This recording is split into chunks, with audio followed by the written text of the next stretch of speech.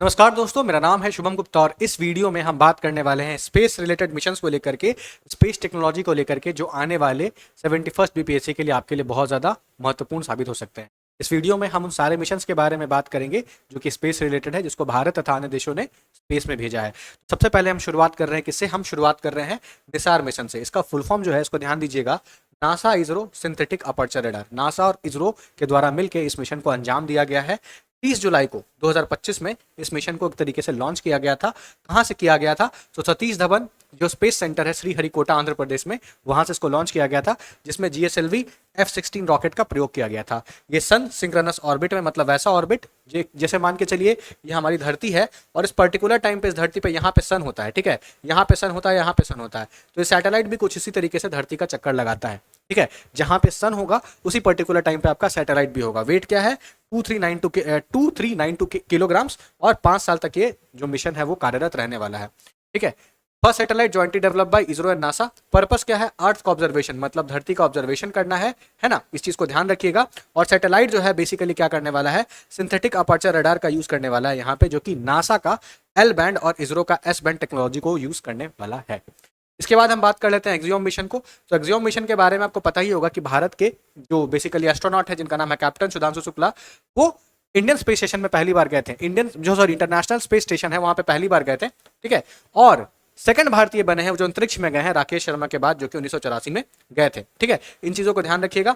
Mission crew में कहां के लोग थे? तो विंस्टन थे यूएसए के, हमारे जो शुक्ला जी थे वो थे यूएस इंडिया के, जांस्की पोलैंड के थे, और कापू हंगरी के थे। ये सब चीज आपको ध्यान रखना है। कब इसको लॉन्च किया गया था? तो स्पेसएक्स के द्वारा लॉन्च किया गया था जून 2025 में, ठीक है। और जो हमारे सुधांशु शुक्ला है, उनको हमारा गगनयान का भी पार्ट बनाने जाने वाला है। गगनयान आपको पता होगा कि इंडिया का पहला मैंड मिशन होने वाला है, मतलब इंडिया का एक ऐसा मिशन जहां पे हम क्या करेंगे? इंसानों को अंतरिक्ष में भेजने का काम करेंगे, ठीक है। फिर NVS-02 के बारे में बात कर लेते हैं। तो इसरोज 100 लॉन्च जो जनवरी 2025 में हुआ था, सेकंड सैटेलाइट था नाविक के बारे में। नाविक नेविगेशन आपको पता होगा, इंडिया का अपना एक, जैसे जीपीएस नेविगेशन होता है वैसे एक नाविक नेविगेशन करके सिस्टम था। इसको भी श्रीहरिकोटा से ही लॉन्च किया गया था।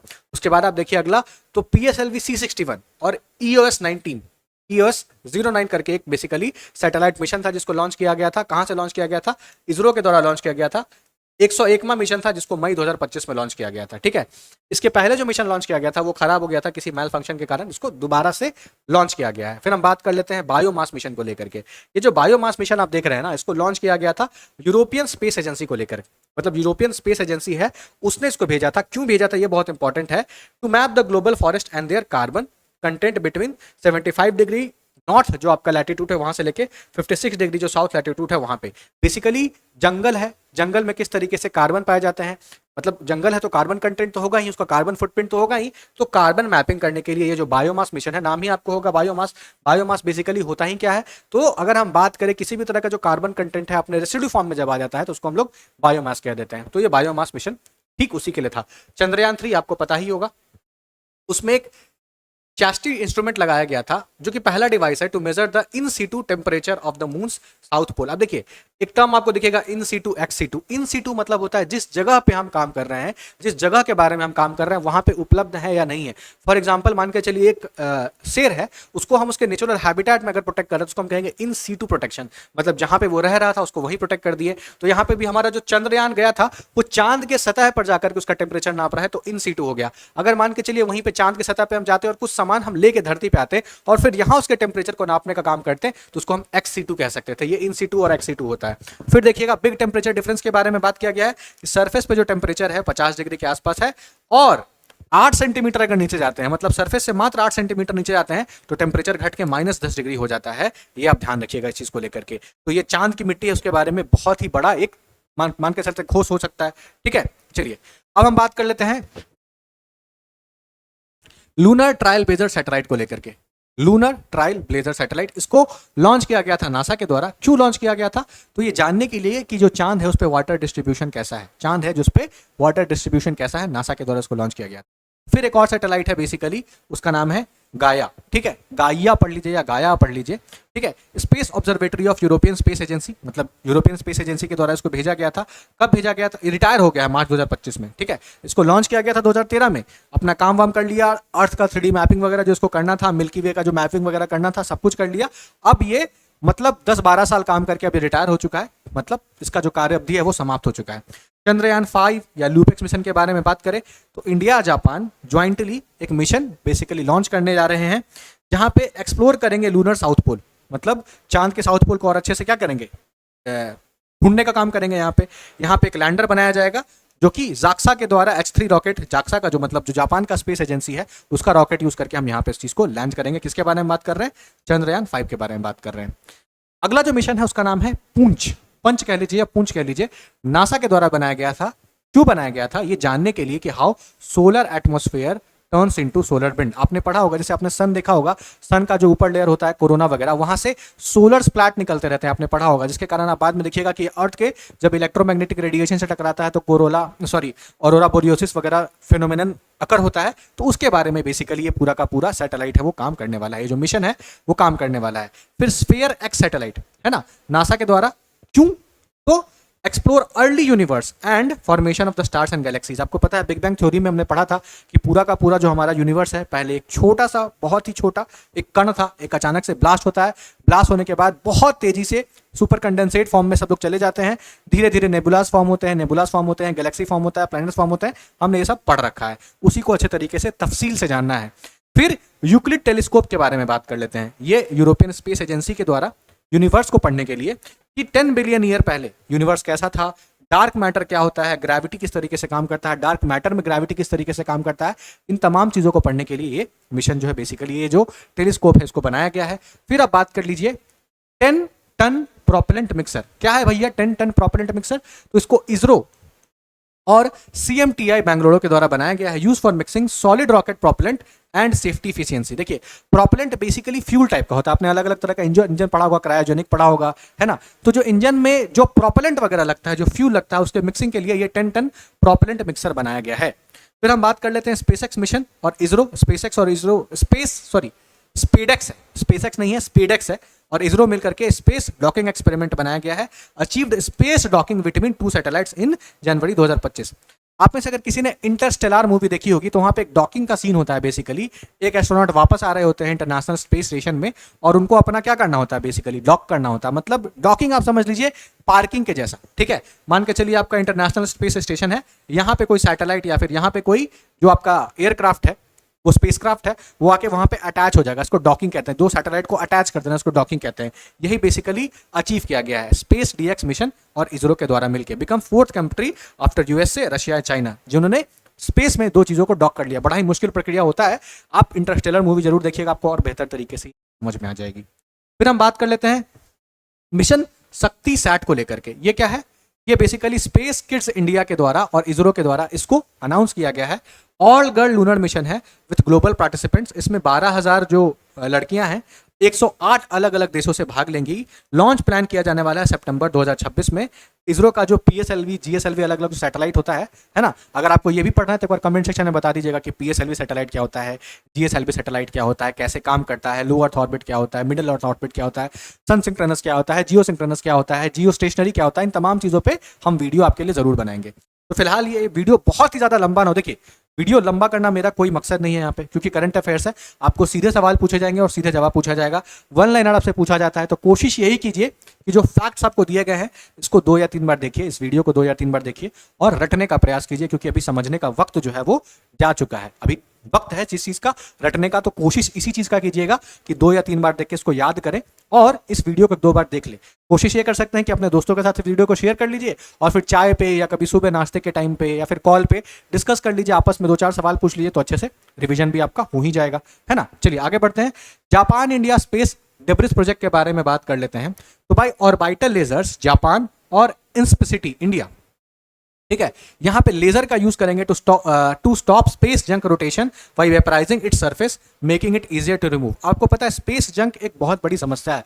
जो भी सैटेलाइट वगैरह हम स्पेस में भेजते हैं, आपको पता है एक टाइम के बाद वो काम करना बंद कर देता है, मगर रहता तो हमारे स्पेस में ही है, तो स्पेस का कचरा बन जाता है, वो स्पेस जंक बन जाता है। उसको ही रिमूव करने के लिए जापान और इंडिया मिलकर स्पेस डेब्रिस प्रोजेक्ट लॉन्च की है, ठीक है। फिर प्रोबा 3 मिशन के बारे में बात कर लेते हैं, जो कि यूरोपियन स्पेस एजेंसी के द्वारा लॉन्च किया गया था, ठीक है। Launch by ISRO to study sun's corona. ठीक है। तो यूरोपियन स्पेस एजेंसी का ये मिशन है। आपको पता होगा कि जो हमारी इसरो है वो बहुत सारे अलग अलग कंट्रीज का जो सैटेलाइट होता है वो अपने पीएसएलवी जीएसएलवी रॉकेट की मदद से लॉन्च करती है। तो यहाँ पे भी इसरो के द्वारा वही काम किया गया है, ठीक है। उसके बाद देखिए कि इसरो का अगर हम पीएसएलवी 337 मिशन के बारे में बात करें तो उसने वर्ल्ड रिकॉर्ड बनाया है बाय डेवलपिंग 104 सैटेलाइट्स, है ना, by deploying 104 satellites in a single launch. मतलब एक लॉन्च में 104 सैटेलाइट्स को, एक बार रॉकेट गया और उससे 104 सैटेलाइट्स को डिप्लॉय कर दिया गया, मतलब हमारे स्पेस में छोड़ दिया गया। बहुत बड़ी बात है ये। फिर स्कॉट सैटेलाइट के बारे में बात करते हैं तो दुनिया का फर्स्ट कॉमर्शियल सैटेलाइट है जो कि स्पेस सर्विलांस सिस्टम पे काम करेगा, जिसको इग्नात्रा करके एक ऑर्गेनाइजेशन है जिसके द्वारा लॉन्च किया गया है। चलिए अब हम बात कर लेते हैं मिशन फायरफ्लाई को लेकर के। तो इंडिया का पहला private hyper spectral imagining satellite है, ठीक है। इसका काम क्या है, कॉन्स्टलेशन जो तारे वगैरह का फॉर्मेशन वगैरह होता है उसको देखना। किसके द्वारा लॉन्च किया गया है, पिक्सल के द्वारा लॉन्च किया गया है। सुनीता विलियम्स, सुनीता विलियम्स के बारे में आप सबको जानकारी होगी कि ये इंटरनेशनल स्पेस स्टेशन में काफ़ी लंबे वक्त तक फंस गई थी, इनको जल्दी आना था, है ना, मगर ये जो स्पेस स्टेशन है, जो सैटेलाइट है, उसमें कुछ परेशानी शायद आ गई थी, जो स्पेसक्राफ्ट है उसमें कुछ परेशानी आ गई थी तो वापस नहीं आ पाई थी। फिलहाल ये वापस आ चुकी हैं, 9 महीने रही थी वहाँ पे, ठीक है। 286 दिन की अगर हम बारे में बात करें तो उन्होंने एक नया रिकॉर्ड भी बनाया है विद 62 आवर्स 6 मिनट स्पेस वॉक्स। मतलब जब इंटरनेशनल स्पेस स्टेशन में हमारे अंतरिक्ष यात्री रहते हैं तो स्पेस में भ्रमण करने के लिए भी निकलते हैं, तो उन्होंने 62 घंटे कहीं ना कहीं स्पेस का पूरा चक्कर लगाया है। इसके पहले ये जो रिकॉर्ड था वो पेगी विटसन जी के पास था, जो बोइंग स्टार लाइनर 2024 में गई थी बेसिकली, ठीक है। और ये जो वापस आई हैं सुनीता विलियम्स, ये आई हैं स्पेसएक्स ड्रैगन की मदद से। अब हम बात कर लेते हैं पोलारिस डॉन मिशन को लेकर के। क्या है भैया पोलारिस डॉन मिशन? तो उसको लॉन्च किया गया था स्पेसएक्स फैल्कन 9 के द्वारा। इसके द्वारा लॉन्च किया गया था स्पेसएक्स फैल्कन 9 के द्वारा। अचीव क्या करता है, first ever commercial space walk reached highest earth orbit, मतलब अर्थ के ऑर्बिट के सबसे ऊपर पहुंच पाता है।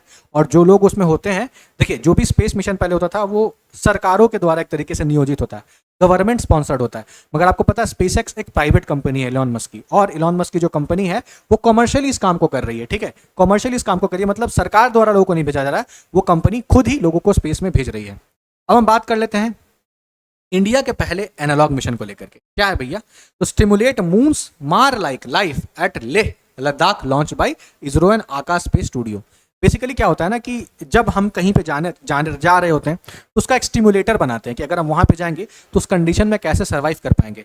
तो धरती पे ही चांद पे जो कंडीशंस है, मार्स पे जो कंडीशन है, आर्टिफिशियली उसको क्रिएट किया गया और ये देखा गया कि वहाँ पे लोग कैसे सर्वाइव करेंगे, वहाँ का क्लाइमेटिक कंडीशन क्या होगा, एनवायरमेंटल कंडीशन क्या होगा, इन सब चीज़ों को यहाँ पे किया गया है। इंडियाज फर्स्ट एनालॉग मिशन जो कि कहाँ पे किया गया है, लेह लद्दाख में किया गया। आगे हम बात कर लेते हैं पार्कर सोलर प्रोब को लेकर के। किसके बारे में बात कर रहे हैं, पार्कर सोलर प्रोब। तो जो नासा है became the closest human made object, ठीक है। तो जो पार्कर सोलर प्रोब है एक तरीके का जो सैटेलाइट है, वो इंसान द्वारा बनाया हुआ ऐसा चीज है जो सन के सबसे नजदीक अभी तक जा चुका है, ठीक है। फिर टाइनवेन 2 मिशन के बारे में बात कर लेते हैं। नाम से ही आपको समझ में आ रहा होगा कि ये चाइना द्वारा बनाया गया है to collect asteroid samples and study the comet. Comet जो होता है उसको पढ़ने के लिए, और जो एस्टेरॉइड आपको पता ही होगा, वो बड़े बड़े पत्थर के टुकड़े, विशाल विशाल पत्थर के टुकड़े कहाँ पाए जाते हैं, मार्स और जुपिटर के बीच में। ये आपका मार्स है, ये आपका जुपिटर है, MJ मान के चलिए, और यहाँ पे आपका होता है एस्टेरॉइड बेल्ट, है ना। तो इसको पढ़ने के लिए इसको भेजा गया था। फिर 3 गॉर्जियस अंटार्कटिका आई, 3 गॉर्जियस कहते हैं इसको, अंटार्कटिक आई टेलीस्कोप जो है, इसको चाइना के द्वारा इनॉग्रेट किया गया था अंटार्कटिका में, वही स्पेस स्टडी करने के लिए। अब न्यू बैक्टीरिया है उसको डिस्कवर किया गया है स्पेस में। इस बैक्टीरिया का जो बेसिकली नाम है नियालिया यांगजियोनेसिस, बाय चाइनीज साइंटिस्ट ने इसको ढूंढा है, ठीक है। और Tiangong space station during the Shenzhou 15 mission, Shenzhou 15 mission launch किया गया था, वहां पे एक न्यू बैक्टीरिया को ढूंढा गया है। कुछ खास नहीं, इस बैक्टीरिया का नाम एक बार देख लीजिएगा, हो सकता है आपसे एग्जामिनेशन में पूछ लिया जाए। अगला जो बेसिकली मिशन के बारे में बात कर रहे हैं बहुत इंस्पायरिंग है। देखिए क्या है, स्टूडेंट रॉकेट लॉन्च ट्रायल्स, ठीक है। इसरो के द्वारा कुशीनगर UPSC में इन स्पेस करके मॉडल रॉकेटरी कंपटीशन किया गया था 2025 में, अक्टूबर 2025 में, सॉरी ये होने वाला है अक्टूबर 2025 में, जहां जो स्टूडेंट्स होते हैं हमारा वो अपना मॉडल रॉकेट प्रेजेंट करने वाले हैं। इसको स्पॉन्सर कौन कर रहा है, इसरो कर रहा है। फिर इसरो का 3rd लॉन्च पैड के बारे में बात कर लेते हैं जो कि अप्रूव हो चुका है श्रीहरिकोटा में, जहां पे नए जनरेशन के जो स्पेस व्हीकल्स हैं उसको लॉन्च किया जाएगा। China launch 3 astronauts in its Tiangong space station via Shenzhou 20 mission. तो जो सेंजू 20 मिशन है उसके लिए, ठीक है, जो सेंजू 20 मिशन है उसके लिए चाइना ने अपने 3 एस्ट्रोनॉट्स को कहाँ भेजा, स्पेस में भेज दिया। फायर सेट के बारे में बात कर लेते हैं तो गूगल के द्वारा लॉन्च किया गया था। To track wildfire using AI and multispectral imaginary, ठीक है। तो एआई की मदद से हम जंगलों में जो आग लग रही है, भीषण आग लग रही है, उसका सही तरीके से इमेजिंग कर पाए, उसकी फोटो ले पाए, है ना। सिर्फ फोटो नहीं है, मतलब फोटो नहीं खींचा जाता है, मतलब प्रॉपर उसका 3D डायग्राम बनाया जाता है, रडार वगैरह से, सेंसर वगैरह यूज करके तमाम चीजें की जाती हैं ताकि हम क्या कर सके, उसको प्रिवेंट कर सकें। चलिए असम सैट के बारे में बात कर लेते हैं। तो असम का खुद का सैटेलाइट जो उसका नाम क्या है, असम सैट है। फिर चिरकोव टेलीस्कोप के बारे में बात कर लेते हैं। चिरकोनोव टेलीस्कोप जो कि लद्दाख में है, एशिया का लार्जेस्ट है, इनॉग्रेटेड एट हानली, लद्दाख अक्टूबर 2024 में, ठीक है। ये लद्दाख, अगर हैनली के बारे में बात करें तो आप यहाँ पे देखिएगा एक नया तरह का टूरिज्म भी यहाँ पे स्टार्ट हुआ है, जहाँ पे आप रात में अगर जाइएगा तो जो शहर से ये इतना दूर होता है कि वहाँ पे बहुत ही ज़्यादा कुप अंधेरा होता है, और उस कुप अंधेरे में आप ब्रह्मांड को बहुत ही अच्छे तरीके से उसके सही स्वरूप में भी देख सकते हैं। नाइट टूरिज्म करके एक पूरा का पूरा कॉन्सेप्ट वहाँ पे इवॉल्व किया गया था। यूरोपा क्लिपर जो देखिएगा, launch by NASA to explore Jupiter's moon for science of life. तो जुपिटर का जो मून है, इसी से आपसे एक सवाल पूछना चाहूंगा कि कौन से प्लैनेट का जो सैटेलाइट है सबसे बड़ा है, कौन से प्लैनेट का जो सैटेलाइट है वो सबसे बड़ा है, ठीक है। कौन से प्लैनेट का सैटेलाइट जो है वो सबसे बड़ा है, कमेंट सेक्शन में बताइए, ठीक है। धरती का तो मून आप सबको पता ही होगा। फिर K2-18b, ये क्या है भैया, strongest sign of life found on exoplanet K2-18b by NASA James Webb telescope. James Webb telescope के बारे में आपको पता होगा कि एक ऐसा टेलीस्कोप है जिसको नासा के द्वारा स्पेस में छोड़ा गया था, और पिछले साल जब जो बाइडेन अमेरिका के राष्ट्रपति थे तो उन्होंने बिग बैंग थ्योरी के टाइम का जो हमारा यूनिवर्स रहा था उसके कुछ इमेजेस को भी भेजा था। जेम्स वेब टेलीस्कोप दुनिया का सबसे पावरफुल टेलीस्कोप है जो कि अभी स्पेस में हमारे लिए घूम रहा है, जिसको नासा ने लॉन्च किया था। और K2-18b, देखिए एक्सो प्लैनेट्स आपको पता होगा, हमारे सोलर सिस्टम में कुछ प्लैनेट्स हैं, टोटल 8 प्लैनेट्स हैं। इसके बाहर के जो प्लैनेट्स होते हैं जो कि बहुत ज़्यादा कुइपर बेल्ट से बहुत ज़्यादा बाहर होते हैं, उसको हम लोग एक्सो प्लैनेट्स कह देते हैं। तो उस एक्सो प्लैनेट्स पे जा करके इमेजिंग ले करके ये जो जेम्स वेब टेलीस्कोप है ये बता रहा है कि वहां पे भी लाइफ हो सकता है, ठीक है। चलिए मिशन रूमी 1 के बारे में बात कर लेते हैं। तो India first hybrid reusable rocket है, यहाँ पे लॉन्च किया गया था चेन्नई के द्वारा, मतलब चेन्नई से लॉन्च किया गया था। डेवलप किसने किया था, तो उसको space zone India plus Martin group ने किया था। मिशन को मेंटर किया था डॉक्टर मल्लस्वामी अन्नादुरई, ठीक है। देखिए प्रोनाउंसिएशन में थोड़ा दिक्कत आ सकता है, अगर मैं नाम सही से प्रोनाउंस नहीं कर पा रहा हूं तो मैं माफी चाहूंगा, ठीक है। मून मैन ऑफ इंडिया भी कहते हैं इसको। फिर नासाज पैंडोरा मिशन के बारे में बात कर लेते हैं। तो एक्सो प्लैनेट एटमॉस्फेयर को पढ़ने के लिए इसको भेजा गया था, ठीक है। इतने सारे मिशन हैं, सबको आपको 2-3 बार पढ़ना पड़ेगा। किस मिशन से क्या जानकारी पूछ ली जाए, इसकी जानकारी मुझे भी नहीं है। अगर मेरे पास कोई सैटेलाइट होता तो मैं अभी आपको बता देता कि भाई ये सैटेलाइट मेरा हवा में है, आपसे ये मिशन के बारे में पूछा जाएगा, पढ़ लीजिएगा।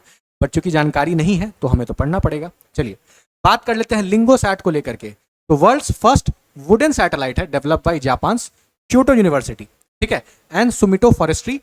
इसको लॉन्च कैसे किया गया था, तो स्पेसएक्स के रॉकेट से इसको लॉन्च किया गया था। देखिए स्पेसएक्स जो है अब कॉमर्शियल कंपनी तो है ही, तो जो काम नासा नहीं कर पा रही है, मतलब कॉमर्शियली बहुत सारी चीज़ों को नहीं भेज पा रही है, स्पेसएक्स इसको अपने अपने रॉकेट, सबसे उसका जो प्रोमिनेंट रॉकेट है आपने सुना ही होगा फैल्कन नाम से, उससे ही भेज रहा है।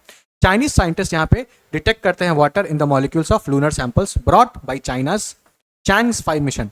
मतलब चैंग्स 5 मिशन चाइना का था, चांद पे जाती है, कुछ चीज़ें वापस लेकर के आती है, उसमें पानी मिल जाता है, ठीक है। चांद पे पानी होने की बातें हम बहुत टाइम से सुन रहे हैं, अब तो उसके एविडेंस भी मिलने ही लगे हैं। बात कर लेते हैं फ्रेम 2 मिशन को। तो first human space flight by SpaceX to fly over the earth polar orbit. Earth का जो पोलर ऑर्बिट है उससे फ्लाई करने वाला पहला स्पेस फ्लाइट है, क्या नाम है उसका, फ्रेम 2 मिशन, स्पेसएक्स के द्वारा, ठीक है, ध्यान रखिएगा, स्पेसएक्स के द्वारा। ब्राउन ड्वार्फ के बारे में बात कर लेते हैं। तो इसको फेल्ड स्टार्स कहते हैं, larger than planets but too small to sustain hydrogen fusion. देखिए आपको पता है कि जो स्टार्स हमारे होते हैं उसमें फ्यूजन एक रिएक्शन होता है और उसी से उसको एनर्जी मिलती है, उसी से वो बर्न करता रहता है। तो जो आपके फेल्ड स्टार्स है उसका इंजन जल चुका है तो वो बड़े प्लैनेट से भी, मगर सस्टेन नहीं कर पाते, वहाँ पे फ्यूजन नहीं हो पा रहा है। Recently mapped by James Webb telescope. देखिए जेम्स वेब टेलीस्कोप बड़ा बेहतरीन काम कर रहा है, क्योंकि बेहतरीन अपने आप में ये है ही, ठीक है। आगे हम बात कर लेते हैं व्हाइट डॉर्फ स्टार्स को लेकर के। तो डेंस स्टेलर कोर्स होते हैं इसके लेफ्ट आफ्टर स्टार डाइज, मतलब जब स्टार खत्म हो जाता है, उसका फ्यूल खत्म हो जाता है तो कोर उसका बच जाता है, उसी के बारे में बात कर रहा है। With a mass limit defined by Chandrashekhar limit. Chandrashekhar limit के बारे में आपको पढ़ाई होगा। चंद्रशेखर लिमिट बेसिकली बताता है कि कौन सा स्टार ब्लैक होल बनेगा या नहीं बनेगा, ठीक है। तो उसी से इस चीज को डिफाइन किया गया है। प्लंगिंग रीजन के बारे में बात कर लेते हैं। A zone near a black hole where matter stops orbiting and falls straight in the confirming Einstein's relative of prediction. ठीक है, तो प्लंगिंग रीजन आपसे पूछा सकता है कि प्लंगिंग रीजन किससे एसोसिएट करता है, तो ब्लैक होल से रिलेट करता है, और आइंस्टाइन का जो रिलेटिविटी का प्रेडिक्शन था उससे भी ये रिलेट करता है। ब्लैक होल आपको पता होगा, ब्लैक होल हम उस स्टार को कह देते हैं जहां पे बहुत छोटे से एरिया में जो मैटर है बहुत ज़्यादा हो जाता है, इसलिए ग्रेविटी वहाँ पे ज़्यादा हो जाती है, बहुत ज़्यादा हो जाती है कि लाइट भी उससे पास नहीं कर सके। अगेन अगर आपको इन तमाम चीज़ों को थोड़ा सिनेमैटिक फॉर्म में समझना है तो एक इंटरस्टेलर मूवी है, very one of the favourite movie है, बहुत अच्छा। मुझे स्पेस को लेकर के आप वर्म होल समझ लीजिए, टाइम ट्रैवल समझ लीजिए, है ना, इन चीज़ों को लेकर के बहुत अच्छा कॉन्सेप्ट उसमें बताया गया है। तो अगर आपको समय मिले तो आप देख सकते हैं। फिर ट्रोजन एस्ट्रॉइड के बारे में बात कर लेते हैं। क्या है भैया, तो asteroid sharing a planet's orbit at stable Lagrange point. देखिए Lagrange point L1, L2, L3 आपने पढ़ा होगा, अलग अलग लैंग्रांज पॉइंट है, सन के आसपास होता है ना, वहाँ पे हम सैटेलाइट वगैरह भेजते हैं। इसको basically discovery of Saturn's Trojan confirm all giant planets have them, मतलब जैसे अर्थ का भी लैंग्रांज पॉइंट है, ठीक है, अब सैटर्न का भी लैंग्रांज पॉइंट ढूंढ लिया गया है। जैसे आदित्य L1 मिशन का आपने नाम सुना होगा, तो सन के लैंग्रांज पॉइंट 1 पे उसको हम लॉन्च करने वाले हैं। तो ठीक उसी तरीके से ट्रोजन एस्ट्रॉइड के बारे में बात कर रहे हैं। हमने ये पता कर लिया है फिलहाल कि सैटर्न का भी अपना ट्रोजन मतलब सॉरी लैंग्रांज पॉइंट है। तो जितने भी बड़े बड़े हमारे स्टार्स ले लीजिए या फिर आप प्लैनेट्स ले लीजिए, तो इसके लैंग्रांज पॉइंट हो सकते हैं, नहीं हो सकते हैं, उसी के बारे में ये पूरा का पूरा बात था। ठीक है, फिर आइंस्टाइन रिंग के बारे में बात कर लेते हैं। आइंस्टाइन रिंग क्या है?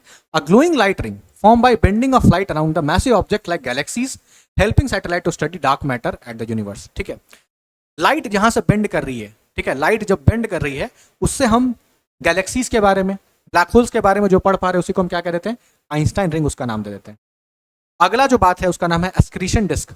एक ग्लोइंग डिस्क होता है जो ब्लैक होल के पास हमें देखने को मिलता है। ठीक है, जब ब्लैक होल अपने आसपास चीजों को खींचती है तो उससे एक्सक्रीशन डिस्क बन जाता है। गैलेक्सी जब अपने आसपास लाइट को खींचती है तो उससे आइंस्टाइन रिंग बन जाता है। ठीक है, फिर क्विप सुपर स्ट्रक्चर के बारे में बात कर लेते हैं। तो रिसेंटली डिस्कवर किया गया है बेसिकली यूनिवर्स में, made of galaxies and cluster stretching 1.3 light years. मतलब आपको पता है लाइट ईयर क्या होता है? बेसिकली डिस्टेंस का यूनिट होता है। तो 1.3 लाइट ईयर लंबा फैला हुआ अलग अलग जो गैलेक्सी है उसको साथ में समेट के ये क्विप सुपर स्ट्रक्चर बना हुआ है। ठीक है, सोच लीजिए इसमें कितने ज्यादा गैलेक्सीज होंगे। फिर जानवी नानटेगी के बारे में बात कर लेते हैं। तो will be the first Indian on Titan mission 2029 by Titan Space Industries. और अनिल मेनन के बारे में बात कर लेते हैं। तो NASA appointed him to expedition 75 to International Space Station. ठीक है, तो अनिल मेनन को एक्सपेडिशन 75 के तहत इंटरनेशनल स्पेस स्टेशन बेसिकली भेजा जाने वाला है। फिर पाकिस्तान EO1 सैटेलाइट, भैया ये लोग भी सैटेलाइट वगैरह लॉन्च कर रहे हैं, मतलब पाकिस्तान का सैटेलाइट है, लॉन्च तो चाइना ही कर रहा है। Pakistan first earth observation satellite, तो पाकिस्तान का जो आपका अर्थ ऑब्जर्वेशन सैटेलाइट है ये। फिर जांगिंग 102 सैटेलाइट के बारे में बात कर लेते हैं। तो China Long March 2D to monitor natural disaster मतलब बेसिकली क्या करने के लिए, देखने के लिए सैटेलाइट लॉन्च किया गया है। और प्रोजेक्ट क्वीपर के बारे में बात कर लेते हैं। तो अमेजोन के द्वारा जो ग्रामीण इलाके हैं वहाँ पर इंटरनेट की सप्लाई बढ़ाने के लिए, संचारिता बढ़ाने के लिए इसको लॉन्च किया गया है। ठीक है, ये बहुत इंपॉर्टेंट मिशन है। हम कोशिश करेंगे कि आपके लिए इसका एक पार्ट 2 भी लेकर के आए, क्योंकि ये वीडियो बहुत ज़्यादा लंबा हो जाएगा। कोशिश हमारी यही है कि 10 से 15 मिनट के अंदर आपका एक वीडियो को समाप्त कर दिया जाए, बहुत ही लेंदी ना हो, बहुत ही ज़्यादा स्ट्रेच नहीं किया जाए। अगले वीडियो में जो बाकी के स्पेस मिशन हैं हम उसको तो समझेंगे ही समझेंगे, साथ ही साथ जो मैंने आपको बताया था कि PSLV रॉकेट कैसे काम करता है, GSLV कैसे क्या करता है, अलग अलग टाइप के जो इंजन होते हैं उसके बारे में हम बात करेंगे। जियो सिंक्रोनस ऑर्बिट क्या होता है, जियो स्टेशनरी ऑर्बिट क्या होता है, ताकि जब आप चीज़ों को पढ़ रहे हैं तो आपको अच्छे से वो समझ में भी आए, आपके दिमाग में लंबे समय तक रहे, और एग्जामिनेशन में अगर कॉन्सेप्ट से भी आपसे सवाल पूछा जाए तो आप उसका सही तरीके से, सटीक तरीके से उत्तर कर पाएं। ठीक है, तो कुछ मिशंस बाकी हैं, पार्ट 2 इसी वीडियो का आने वाला है। बने रहिएगा हमारे चैनल के साथ। अगर आपने इस चैनल को सब्सक्राइब नहीं किया तो सब्सक्राइब कर लीजिएगा। वीडियो हमारी कोशिश आपको अच्छी लग रही है तो इस वीडियो पे एक लाइक कर दीजिएगा, कमेंट भी कर सकते हैं। मेरा नाम है शुभम गुप्ता और इस वीडियो में बने रहने के लिए आप सभी का बहुत बहुत धन्यवाद।